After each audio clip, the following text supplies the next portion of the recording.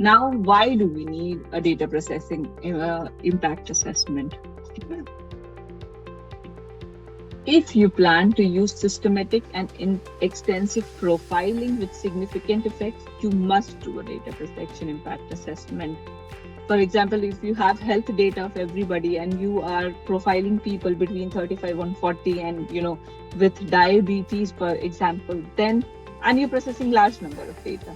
In that cases, you must do a data processing impact assessment. When you process special category of criminal offense data on a large scale, the prison cell, for example, has data of all the prisoners, everything. And they are trying to save it, and they're going to keep it even after the people have been released from prison, so that if they commit an offense again, you can see that it was a second time offender or a third time offender, or is a history sheeter kind of things. So they've been constantly doing offenses. So the prison cell needs to keep that data for a really long time. So they need to do a data processing impact assessment. If you systematically monitor publicly accessible places on a large scale, for example, we did the bus example, that in a bus there was a camera to ensure to see the behavior of the drivers and the passengers, that to ensure that there's no molestation or theft or things, illegal, unlawful things on the bus. And that's why it is done. And the bus covers one area to another, goes to a very, very large area. However, everything is inside the bus.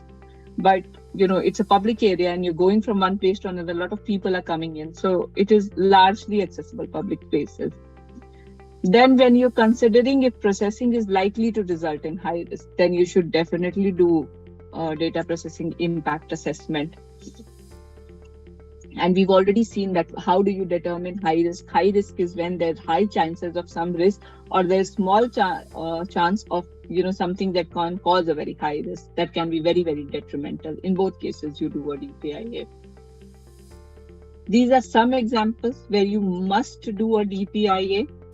So let's go through this example together, and then I can take 10 minutes or 5 minutes for questions, and then we can see a sample of what are the steps we take to prepare a data processing impact assessment.